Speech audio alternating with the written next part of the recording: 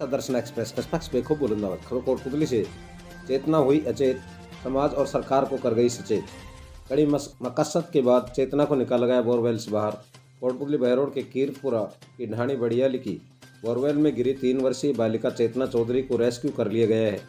करीब 10 दिन चले रेस्क्यू ऑपरेशन में करीब 220 घंटे लगे, लेकिन इस सफल रेस्क्यू ऑपरेशन के बाद भी चेतना को नहीं बचा पाए। प्रशासन और सरकार ने चेतना चौधरी को बचाने में पूरी ताकत लगा दी। जिला कलेक्टर कल्पना अग्रवाल ने बताया कि इस रेस्क्यू ऑपरेशन में प्रशासन तथा रेस्क्यू टीमों को बहुत अधिक समस्याओं का सामना करना पड़ा है, जिसमें 170 फीट लंबी गहरी खुदाई, विपरीत मौसम, ऑपरेशन के दौरान बारिश होना, सुरंग का टिल्ट हो जाना, सुरंग के भीतर चट्टान पाया जाना, सुरंग के अंदर नमी और तापमान अधिक होना जैसी अनेकों समस्याओं का सामना करते हुए रेस्क्यू टीम द्वारा बच्ची का रेस्क्यू सफलतापूर्वक कर लिया गया है तथा बच्ची को मेडिकल ऑब्जर्वेशन के लिए बीडीएम अस्पताल में भेजा गया है, जहां उसका शारीरिक परीक्षण कर मेडिकल विभाग अपनी रिपोर्ट पेश करेगा। उसके उपरांत नियमानुसार अगली कार्रवाई अमल में लाई जानी प्रस्तावित है। चेतना चौधरी को तो अचेत हो गई, लेकिन सरकार और समाज के बीच एक सचेत रहने का संदेश छोड़ गई। पूरे राजस्थान प्रदेश में मुख्यमंत्री भजनलाल शर्मा के आदेश पर खुले कुओं और बोरवेल को बंद करने का आदेश दिया गया है। ये सराहनीय कदम है, जिसके चलते राजस्थान प्रदेश में हजारों खुले कुएं और बोरवेल बंद किए गए। इसका उदाहरण है राजधानी जयपुर के विधानसभा क्षेत्र झोटवाड़ा में ही कैबिनेट मंत्री कर्नल राज्यवर्धन सिंह राठौड़ द्वारा 84 बोरवेल और कुओं को ढकवाया गया है। वहीं बानसूर विधायक देवी सिंह शेखावत ने बालिका चेतना का अचेत हो जाने पर गहरा शोक व्यक्त किया है। उन्होंने कहा कि मैं शोक संतप्त माता पिता और समस्त परिवार के प्रति गहरी संवेदनाएं व्यक्त करता हूं और ईश्वर से प्रार्थना करता हूं कि परिवार को यह आघात सहने की शक्ति प्रदान करे। बालिका जब यहाँ पे लाई गई, अंदर उसमें मंदिर से शिफ्ट किया गया, सेपरेट एक रूम हमने उसके लिए तैयार कर रखा था, जहाँ पे बाकी उसको बालिका को एग्जामिन करने के लिए एक स्पेशल एक बेड हमने तैयार किया था, जिस बेड पे उनको जो डॉक्टर्स की टीम है हमारी, उन्होंने उनको एग्जामिन किया, देखा, अपनी फाइंडिंग्स डाली हैं और फाइंडिंग्स डालने के बाद जीवित नहीं थी, तो मॉर्चरी में किया गया और अभी उसका जो है रात में पोस्टमार्टम होगा। कलेक्टर मैडम के आदेश होते हैं, पोस्टमार्टम जो है उसके बाद किया जा सकता है और बच्ची की कंडीशन को देखते हुए ये निर्णय लिया जा रहा है। बच्ची कंडीशन कैसी थी, किस प्रकार से बॉडी कंडीशन बच्चे की अच्छी नहीं है शरीर की।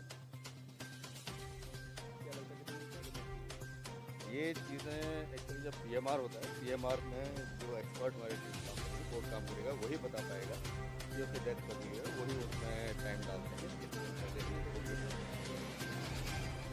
इसमें 3 डॉक्टर्स का बोर्ड बनाया गया है, इसमें हमारे regular medical tourist doctor Premchand, एक इसमें पीडियाट्रिशियन है डॉक्टर हवा सिंह यादव, एक इसमें सर्जन है हमारे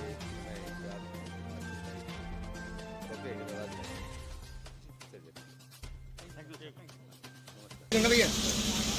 तो ये काफ़ी चैलेंजिंग वाला काम है। जवान अपने हौसलों के साथ में सारे अपने टास्क को अंजाम दे रहे हैं और सबसे बड़ी प्रॉब्लम इसमें क्या आ रही है कि जो भी अभी पहले हम लोग 2 आदमी 2 बड्डी में काम कर रहे थे, धीरे धीरे क्या है जैसे हमको टनल की खुदाई जैसे जैसे आगे बढ़ती गई, फिर हमने एक आदमी और एक्स्ट्रा उसमें हेल्प के लिए दे दिया, ताकि जो बंदा अगर जैसे कि हमारा टाइम बोर्ड नहीं है, जितने अपनी ताकत के साथ वो काम करता है, उसको लगता है कि शायद मेरे को कुछ थकान हो रही तो तुरंत वही बंदा खड़ा रहता है, वो उसकी जगह बैठ जाता है हेल्प के लिए और वो काम करने के लिए लग जाता है। इसमें क्या जब टनल आगे शुरू में हम खड़े होकर टनल की कटाई कर रहे थे, फिर धीरे जैसे आगे बढ़े तो हमको बैठ के उसको काम को अंजाम देना पड़ा। धीरे धीरे जैसे टनल की खुदाई जो आगे बढ़ी तो फिर उसमें जो आगे वाले बंदे हैं उनको लेट कर ये काम करना पड़ रहा है। एक बंदा लेट के आगे उसके पॉइंट को टच करता है और जो उसका हेल्पर होता है वो अपनी बॉन ही टिका के लेट के और उसका जो हैमर का जो पिछला वाला हिस्सा है उसको अपने कंधे पे रख के उसको पाँव जमीन पे लगा के उस प्रेस करता है और वो आगे पिन को पकड़ता है, तब जाके वो ड्रिल कर पाते हैं जवान। उसमें पत्थर इतना सख्त है कि जो पॉइंट बिट हम जब पत्थर पे रखते हैं तो वो स्लिप होके उछलती है। अगर उसमें ताकत प्रेस कम किया तो उछल के साइड में जवान को लगने का भी उसमें काफ़ी खतरा रहता है। पत्थर काटने की वजह से ब्लेड की तरह नुकीले हो रखे हैं पूरे ऊपर से। अगर गलती से भी थोड़ा भी मूवमेंट करते हैं तो उनको बिल्कुल कट होने का चांस होता है। पत्थर एकदम गोली की तरह जब कटाई करते हैं तो उछलता है, तो आँख में भी उसको जवान को मतलब आँख खराब होने का भी डर है।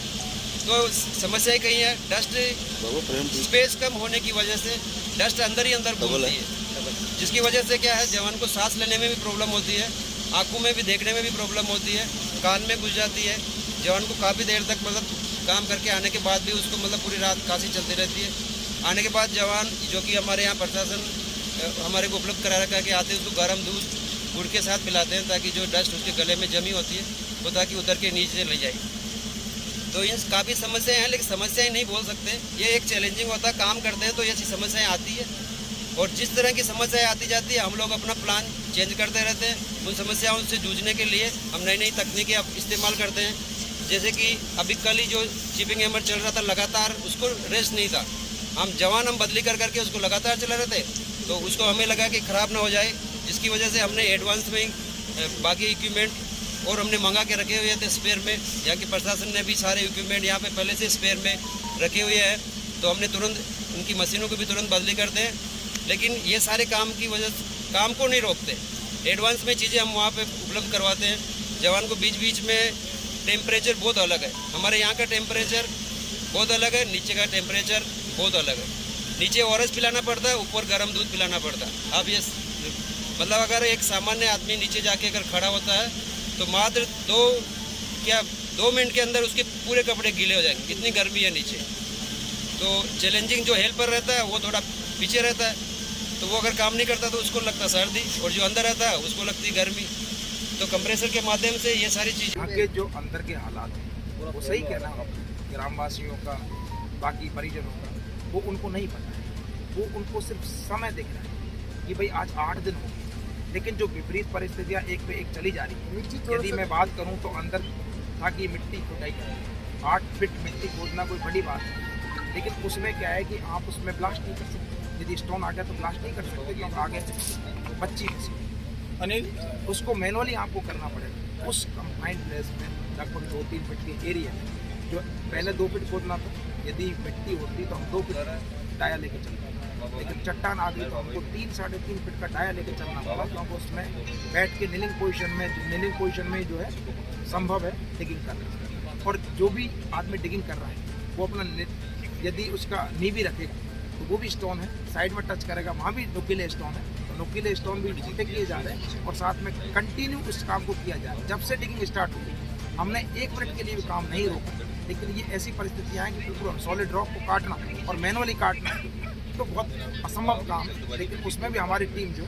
सब आप सबके सहयोग से बिल्कुल मोरल मोटिवेशन के साथ बिल्कुल डटी हुई है और लगातार प्रयास कर रही है। अभी हम उस एरिया वाइड कर लेंगे तो लोकेशन जल्दी ही डिटेक्ट होने की सुबह जो भी ऑपरेशन चलते हैं, इस टाइप के जो भी ऑपरेशन होते हैं, उनमें कोई समय सीमा तय नहीं की जाती। समय सीमा तय जब कर सकते हैं जब कोई एक पर्टिकुलर फिक्स टास्क आपको कंप्लीट करना, ऑप्स कंप्लीट करना है, उसमें जो भी चैलेंजेस जाए आपको स्वीकार करने हैं और उनको दूर करने की कोशिश। बोर को किया है उसको भी कम से कम 10 बार बुला के जो उसे क्रॉस चेक किया है कि क्या ये बोर टेढ़ा है, उसने बोला कि ये बोर सीधा है। जिस भाई उसने जो सबसे ज़्यादा पता उसको ही है जिसने इस बोर की खुदाई की।